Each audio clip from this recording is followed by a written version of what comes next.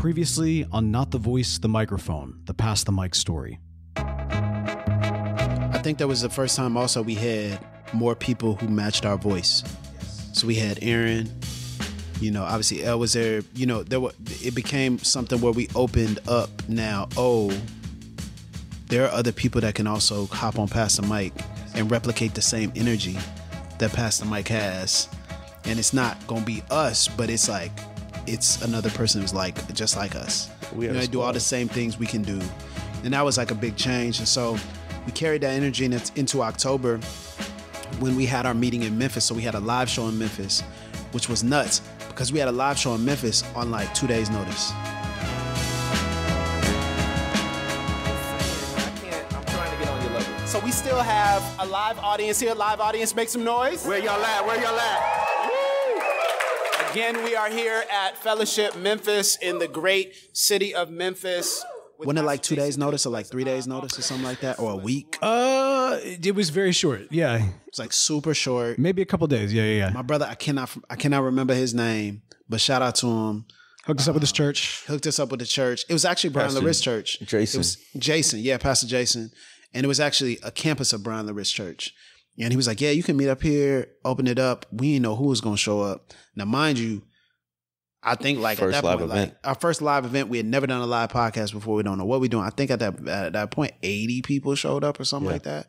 Maybe 100. I don't know. So this is critical, right? Because at this time, the RAND team is in the process of becoming the Witness team. Yeah. So we had officially changed over because at LDR, we had recorded the episode that was going to be the changeover. I don't think we announced it yet, though, did we? No, we hadn't. So we were officially getting ready to announce on the 31st. That's when we announced all the big things. October 31st. So we were getting ready to announce it, but we had recorded it, and we were concerned, like, are people going to rock with us? Oh, yeah. It was care? A big question. Like, is it going to be a change or a shift? Is it going to be a brand confusion? All the above. But this is big. Hang on. I think we need to like name some names here because like, and we did kind of in passing, but just to be clear, because like, yeah, we had some different folks with us as we were having some of this, but like Elodie Leroy, Aaron James, like the three of us, like this was essentially kind of the new founders of this new organization as it was coming together right then and there. Sure.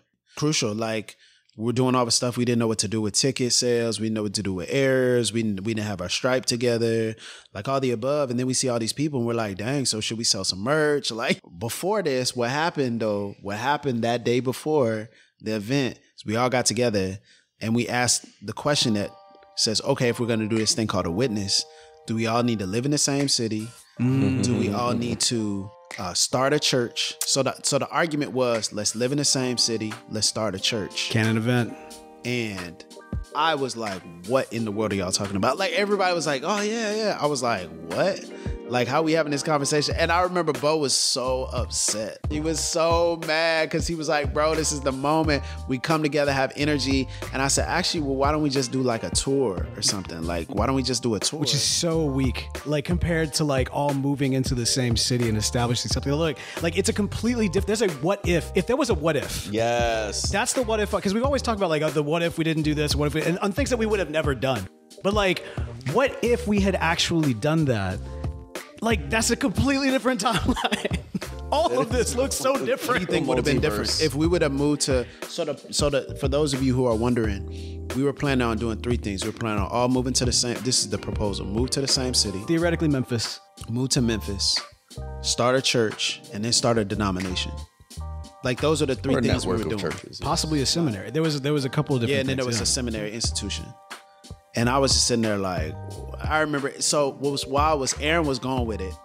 Y'all were like, oh, shoot, like, well, I'm not locked down. Like, I could probably move here. And I feel like y'all were ready for a fresh start from Jackson. And when y'all were ready for a fresh start. Well, I mean, let's keep it a bean. Let's keep it a bean. Y'all ready for a fresh start? Y'all like, man, I love Jackson. Man, get me the heck out of Jackson. I feel like that's what y'all were thinking. And then all of a sudden, like, I'm like, I don't know. And I feel like bro was so upset because it was like, oh, snap. And I was like, bro, are you okay? Aaron and I talked about it. And I think Aaron was open to it because he was in a season of transition too. He was going to go if you were going to go. Yeah. I think he was like, okay, I can only do this if it's you. And I'm like, bro, I just got married 2 years ago. I'm trying to figure out if this church thing gonna work out, if I'm gonna take over ND. Like, I'm just thinking all these things like, And I felt like it was just too fast. I felt like we didn't actually have a plan in place. And I felt like we would have just moved on a wing and a prayer. Now, I look back on it and I say, if we had done that, it would have worked out. I think so. Yeah. We would have found a way to work it out. We would have found a way to work it out. But I also think if we had done it, I think we would have left each other sooner.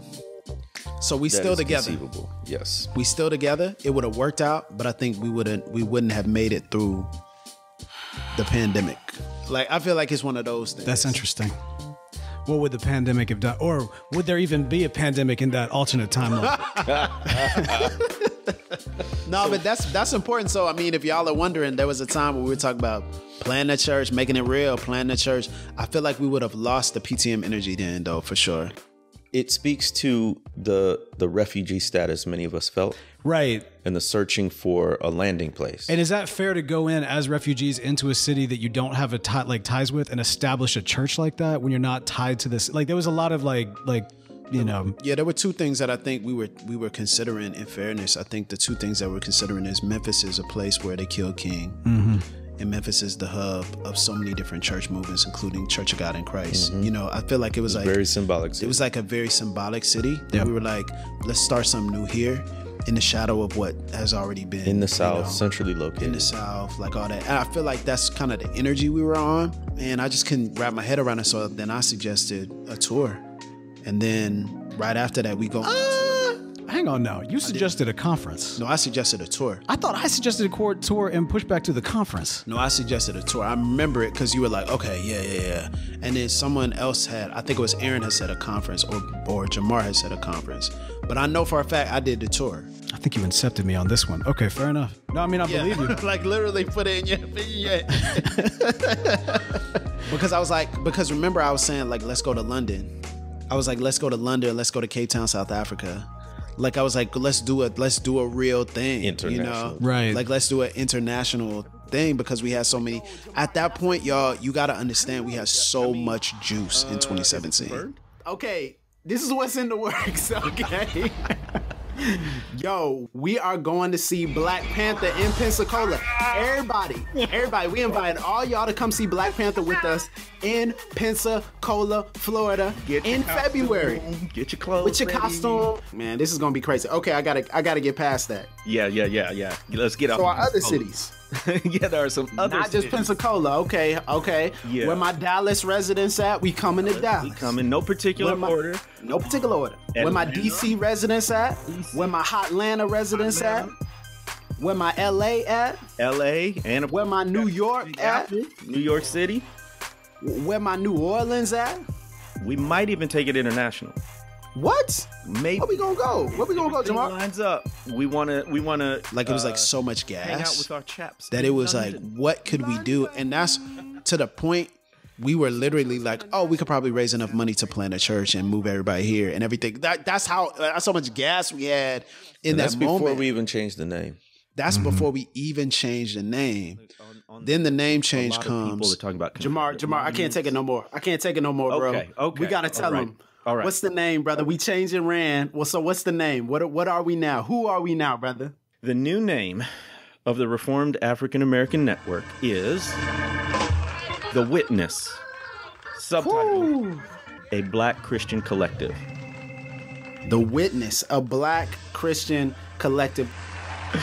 So, brother, this is crazy. So we're moving away from Everybody, both for us and against us, understands. Right. It's like, yep, we get this. Yep. Everybody was like, yeah, it's probably for the best. That makes But the sense. most gratifying responses to me were from Black people who were like, I'm so glad y'all changed the name. Now I can rock with you the way I've been wanting to rock with you. So this is why I was like, yeah, if we didn't change the name, and I've mentioned this before in the my Leave Loud episode, if we didn't change the name, I wasn't going to stay. So this is kind of an interesting canon event because there have been 2 times I thought about leaving. The first time was in the early days due to some personal issues we won't get into. The second time was after we did the name change, which I was part of. I mean, like we were a part of the discussion and everything else. But I just remember thinking like, do I add value here / belong here? Yeah. You know what I mean? Not that like there was no threat. Like there was nothing like, oh, they don't want me or anything, nothing like that. But there was just kind of this question of like, is me being here still adding value or detracting in some form or fashion? No, you definitely said that out loud too. Like you were trying to figure out what's your place. So I drove up to Memphis to take Jamar out to breakfast right before the announcement. To hear Jamar tell it, I tried to convince him not to change the name. Don't change the name, man. I don't think you should do it. I'm like, bro, we've already been through a retreat. Like, we decided, like, it's happening. Oh, see, I didn't know this. See, White man was trying to come around, like, and he was like, trying like But block. We just brought this conversation up a day or two ago because one of his concerns at the time was not so much the name, but staying in the conversation, staying in these communities where you can agitate, where you can be the gadfly, where you can say you can't get away with this kind of thing. And that when we changed the name, it was more than a name change. It was an emphasis shift. It was a priority shift so that we would not actually be, because we caused all this ruckus when the James Whites of the world knew about us, right? When all these folks did. Now, the trade-off was we were expending so much energy and getting so many scars, and at the same time not serving our core audience of Black Christians as well as we could. So for me, it was worth the trade-off, but it was true to an extent that they didn't, no longer were we the same kind of presence in those circles. Right. That's was the thing, like, y'all love the PCA so much. Y'all, that's what I thought. I was like, oh, they love the PCA too much. Like, that's literally what I thought. Like, oh, you love, and at that time I didn't make it to PCA, but I said, I feel like they love Reformed theology too much. See, I even made the argument to you at times. I was like, it's not like, what about you circa 5 years ago? Like, are we leaving that person behind? Yeah, like, I feel like if me circa 5 years ago, if I could go back. Then, 15 years or whatever it is now. Yeah. Not that long. But at that point, if it was like, oh, me circa 5 years ago, my thought process was I would want the organization to be different. Because back then I was listening to Bodhi Bakum. This is my point. And so so we if the connotation is now we're leaving, so they're going to cut us off anyway, we're leaving them in the dust. Anyway, but the point is that there was that, but like then there was also this kind of personal standpoint of too, like, where do I fit in all this? Because I have no earthly idea. So there was these two different factors there. Now that one I understood. Like the other, I don't think I said don't change the name. Like, you know how Jamar kind of misremembers things. Like, Jamar, he's saying that confident. I see his body language. He like, nah, he did that. He guilty. Yeah, like that 50 Cent meme. Nah, he did that ish. We'll ask Janae because I know I talked to her about it afterwards. So she'll set the record straight. But yeah, it was an important meeting because it was one of the first meetings that you and I just had like a heart to heart. And of course, it's over food. Brother Junifer's breakfast. The best breakfast. And so after that, 2018 happens, we have a tour. I remember first stop of the tour was Pensacola because we were going to see Black Panther live. Joining me as always is the man, the myth, the legend, Mr. Blue Check Verify himself, the president of the Wakanda International Exchange, Jamar Tisby. What's up, bro? Brother Tyler, just Long give me live a the king, minute. bro. Long live the king. Bro, just give me a minute to take that in. We just saw the Black Panther movie. I just saw it for the first time. Yeah. You for the second Got time. that glow. Oh, yeah. You're I got really the glow. speechless. You're like Oh, my pacing back and gosh. forth. You're sweating. And we invited the audience to go see Black Panther. I invited church to go see Black Panther. I remember we bought so many tickets. The lady at the counter said, I've never seen a receipt that long. You know, it was that many people who had come out. And then we went to the church fellowship hall. And, you know, we had, you know, a meal and had a couple of live podcasts. And it was special. It was like, wow. A couple of people traveled from like Destin, came from like Destin or Panama City. You know, the whole team came in, you know, got to show them around Pensacola, you know, that type of thing. It was really special. And then we go on this tour. Now, mind you, right at this point, there's something brewing because in March 2018, that's when we have the episode about the Quiet Exodus, right? So now it's like, okay, now something's brewing in the midst of all of this. But as we're doing this, we're going to Dallas. Who are not live, that we are in Dallas. Dallas, can you make some noise? To New York. Live is off the chain. So much fun. Thank y'all for having us. It's so much fun. Shout out to New York. To ATL, which was a crazy show. I remember ATL was a show I feel like I found the voice I have now. On Twitter at Burns23. Y'all good. I like Atlanta. And joining me as always at the ATL show. I feel like that was a crazy show. That was special for a lot of reasons. But yeah. I mean, from ATL also, like, I know of literally podcasts and organizations that were started from people in the audience who were at that ATL show because they turned to each other and said, we can do this too. And they literally started something out of it. Yeah, like Alethea, Matthew, who have the Roll Down podcast. They were there and they were literally like, we should do a podcast one day. I remember Jack calling you on stage, like a really kind of like raw emotional moment. Do you remember that? Yeah. On the phone? Yeah. Live. Yeah. And you answered it, and then you're like, "That's why." You got emotion. Like, listen, it's more important than this podcast. Listen. Hey, man, say hi to everybody. Say hi. This is the little one. Yeah, there he is. Hey. Say hey, little man.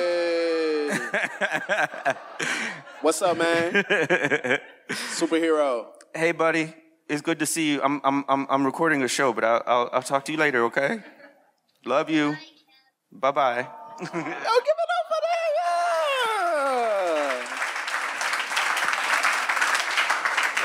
Yeah. We're going to keep that in the show. That's completely unedited. We're not going to edit that out. When people say, why you do this?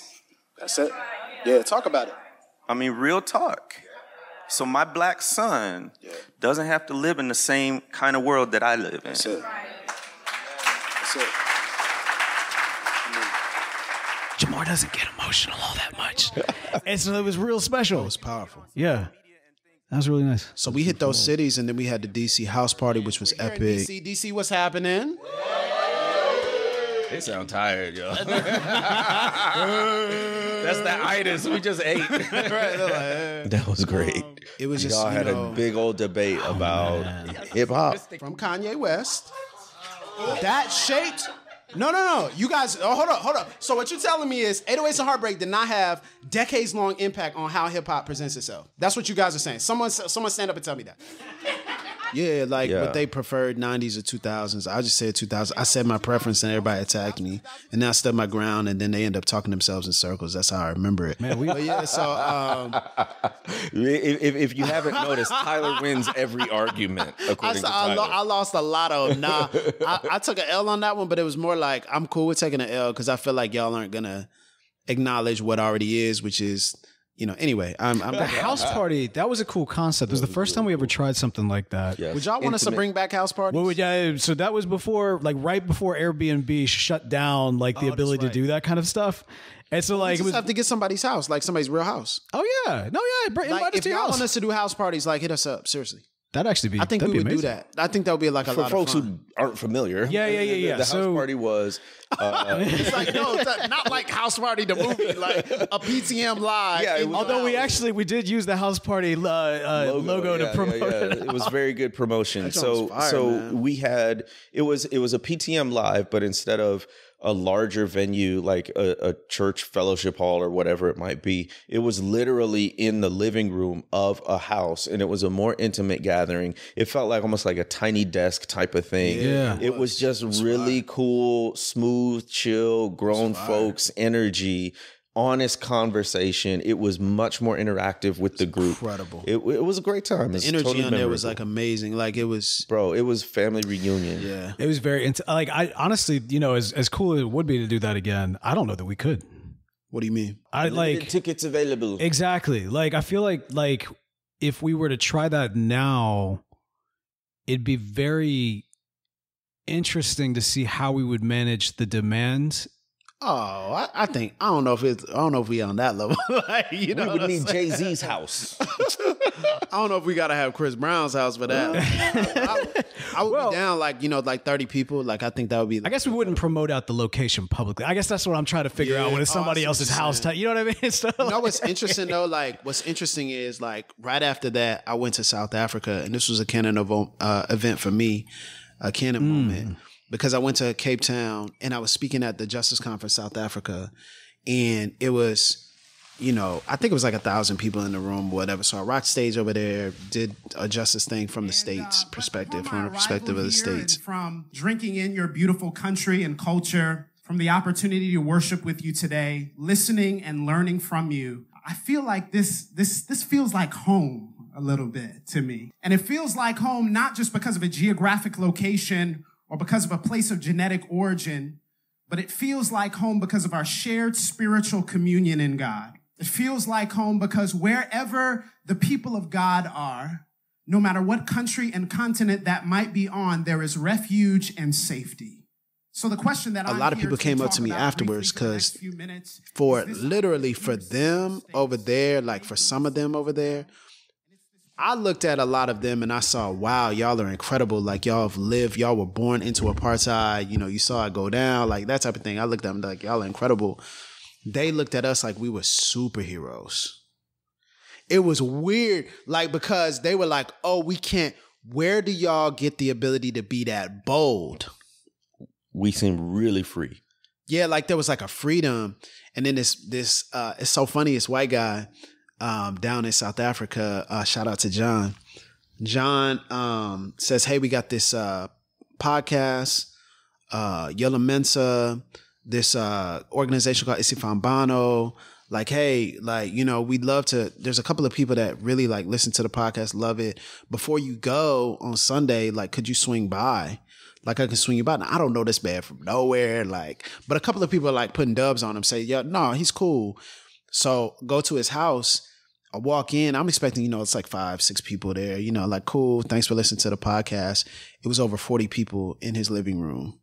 And they're literally like, there's pizza and they're literally like sitting down and they're having a conversation with me and they're saying, yeah, we gather around and we get together and listen to the podcast and we have food and we talk about it.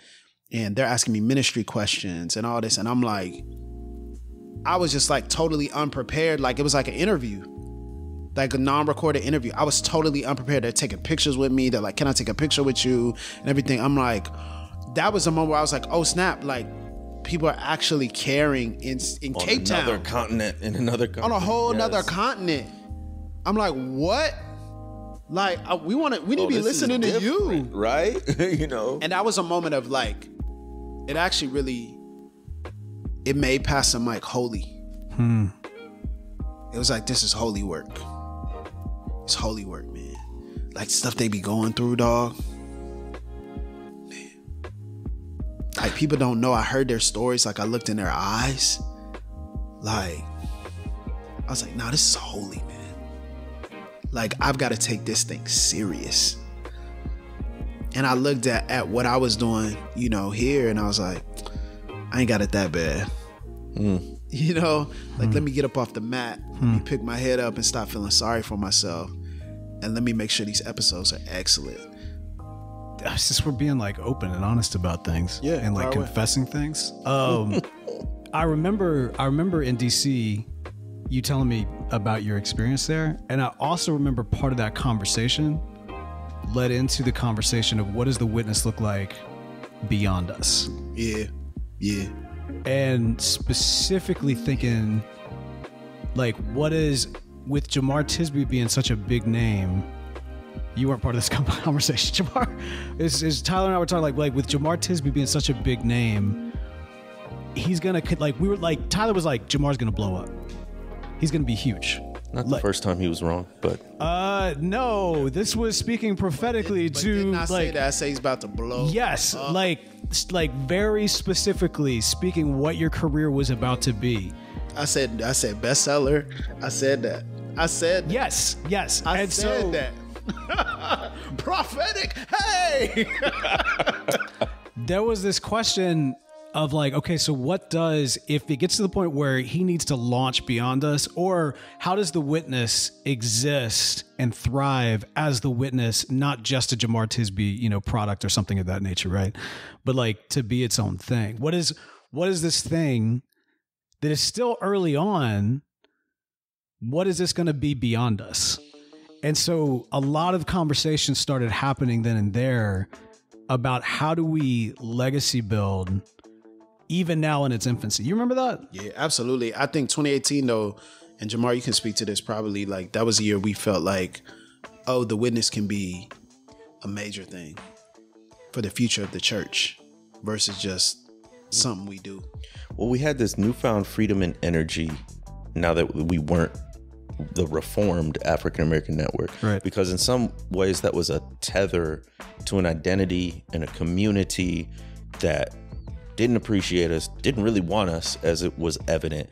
And then when we cut that tie and created the Witness, a Black Christian collective, now we're like, oh, we have all these freedoms and opportunities. What might we do with now that we don't have this weight holding us down and holding us back? So we had flush with different ideas. That's when we did the tour, right? That's when because speaking to you all, our listeners, encountering you in person, hearing your stories, hearing how you resonated. Unbelievable. That's what said, like you said, this is holy. That's also what said, well, what could this be? Right. You know, how can we expand this, continue this, build this? So there was just a lot of creative energy at that point. And the 31st of 2018 was when we announced that we were going to have a conference. God calls us to things that are going to stretch us, and we trust God to provide. So, without further ado, we are officially announcing the Witness National Conference 2019. Bruh. It's coming up. Bruh, I'm so excited about this. I'm so hyped, man. I think mainly because it's just an opportunity to meet everyone, to gather. We've been pushing towards that. When's the national gathering? When's the national gathering? And we had many gatherings with the tour stops, but man, to now bring everybody together, whoo, you got to tell them the theme, Jamar, because we've been kicking around what would, if we did have a national gathering, what would be the theme? And I think the theme that you're about to give them is really the theme for the Witness in 2019. And it's going to be something that's super important for us to center on. And I think our listeners are going to be really encouraged by it as well. So the theme for the Witness 2019 National Conference is Joy and Justice, continuing the 400-year journey. We announced that we were going to have a conference. So the conversation that happened there was behind the scenes. Somebody in the Black Christian space had pulled Jamar to the side and say, let's get all the different organizations together that you know of and, you know, that are in our little space, and let's bring them together and have a big one-day event. And the Witness would be one of 7 organizations that would come together and have a one-day event. Jamar told me about that. He said, we don't need to do a conference. Let's do that. I paused. I put the phone on mute, cussed, took the phone off of mute and told Jamar, I said, we need to do a conference. We need to do our own conference. And I think that was one of the first. We had a pretty spicy back and forth, if I remember that right. Do I remember that right? I don't remember. It might have been you and me, because we fought about that kind of stuff all the time. Well, no, I remember this was a moment that somebody had approached him. Yeah. And he had told me, I was in Chicago and I was on the phone and he was like, oh, we're going to do this. And I called him. I said, no, we're not going to do that. Like, I really went. And Jamar's point, it was not about the conference. It was about, can we do this logistically and money wise? Can we actually handle the logistics, scheduling, planning of an actual conference? And in fairness to him, and then really to my shame, I didn't know what that took yet. Almost killed me. Almost took me out. But it was also about, we haven't really talked about this because it's more the Witness than PTM, but it was also about how do we as the Witness interact with other similar Black Christian groups? Yeah. Which has not, and is still in somewhat flux, right? Yeah. So not participating in this thing when every other group similar group would have looked a particular way.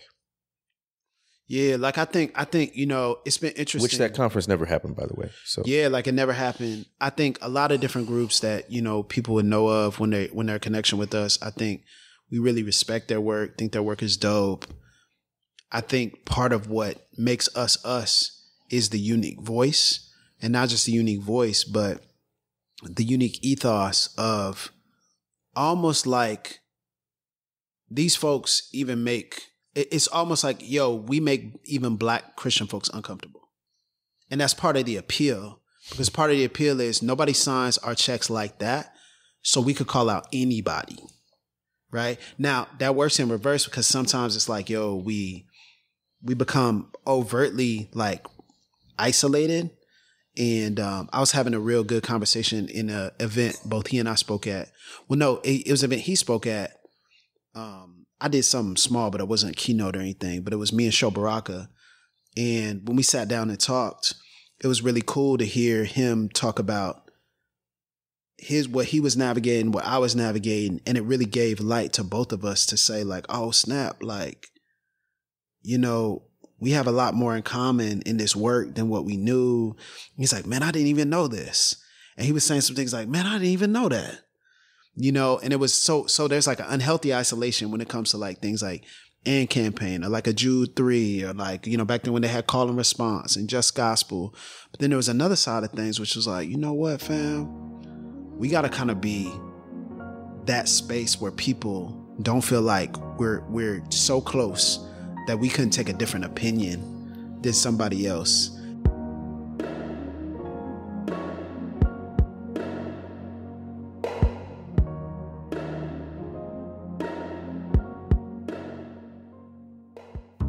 On the next, Not the Voice, the Microphone, the Pass the Mic story. This was the benefit of Pass the Mic. In my head, I was like, well, this is really nice that Pass the Mic exists because this gives kind of this touch point between the foundation, between the organization. Jamar has sent this text that says, I know there was a quiet exodus, you know, but sometimes we actually need to leave loud. I knew it was an important story to tell, but I hadn't yet told it in detail, partly because, but I will say, telling the story was part of my healing journey.